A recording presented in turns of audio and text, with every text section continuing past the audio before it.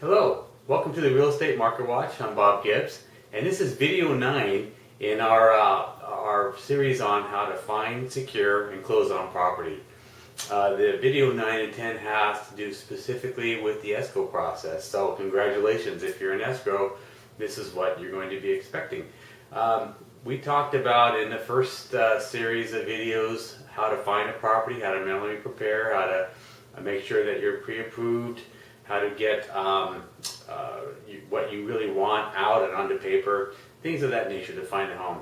The second part of the series, we talked about having to put together and how to put together an offer which is going to be acceptable to the seller and get you into escrow. So, did all that stuff. You've been successful getting your offer accepted by the seller, and now you're going to open escrow. And so the next two videos will talk about specifically what you're going to go through in that process. I'll frame it by saying this. There are different types of emotions you run through while you're finding a property and going through the offer process. You have a whole different set of emotions and issues that can come up during escrow. Most escrows go well, but you just need to be prepared, especially if you haven't gone through the process before. You're a first-time home buyer, for instance. And you'll come up with things during the inspection or maybe during one of the disclosures that it can be a concern to you. We as professionals are here to counsel you through that and give you the information you need. But at the end of the day, it's your decision what you want to do with the purchase of your home. It's your money, and it's really up to you. We're here to give you the information you need. So the first part of this, I'm going to talk about inspections, repair requests, seller disclosures, agent disclosures, and the natural hazard disclosure. There's a lot of disclosures and things going on up front. As you may be aware, during the process of finding a home, you're really kind of working with me. And then what I do is I work with the other agents and your lender. Once we're in escrow, a whole other group of people gets involved. Now you're talking about a title company, so you have a title rep. Many agents use escrow coordinators, so you'll be getting documentation and emails from someone who isn't the real estate professional you work with, but an escrow coordinator. You'll be working with the lender or your lender more closely.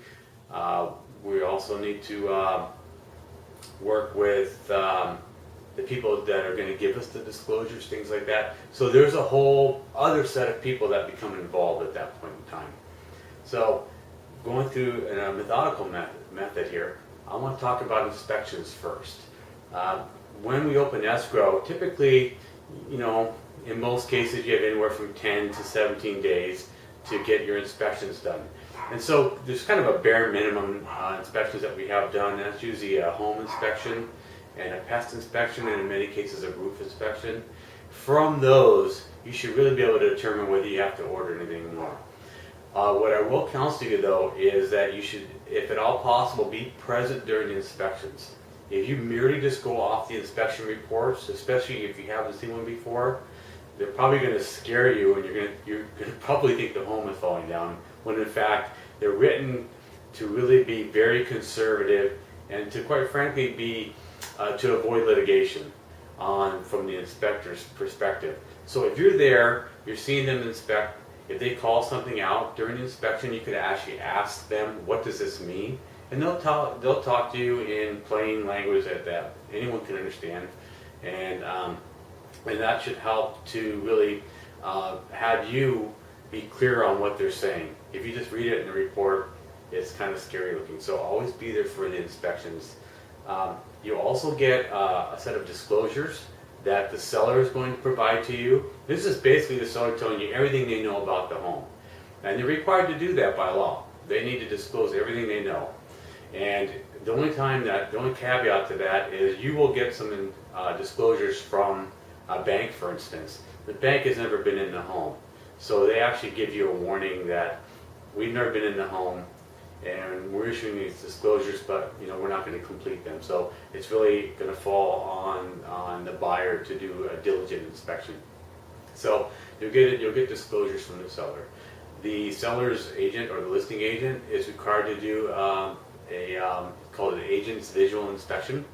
And so they'll go through and they'll look for obvious things. You know, agents are not home inspectors, so we can't be giving you opinions on things, but we can just point out what we see. The buyer's agent, I will also go do an inspection in your behalf. And again, that's just visually looking at the property, seeing if anything obvious pops out. You'll get a natural hazard disclosure. This is an independent organization who pulls data from the state and the counties and the cities and townships about specific areas. So it'll tell you if you're in a floodplain or not, if you're in an area of high liquefaction, you know, during an earthquake and things. If you're in a seismically active area, if you're in an area that will be influenced by a dam breaking somewhere, or landslide. So this report gives you that information. It's specific to your general area, and then they map your home in the areas that are of concern. Very easy to read. Usually it just lists, is this home in a seismic area? Yes or no? Things like that. So it's very important to go through that. So up front with this video here, my message is to go into this, make sure you read everything, make sure you understand everything. We've had people come in that's been first-time home buyers and not go to inspections, for instance. They look at the reports and it just totally throws them over the edge, when in fact the thing that was being reported on really wasn't that big of a deal. You know, maybe a $200 or $300 fix. So encourage you to be at the inspections, ask a lot of questions, make sure you understand what is going on. If you ask me a question and I don't feel qualified to answer you, I'll let you know, and I'll try to find you the right person to talk to.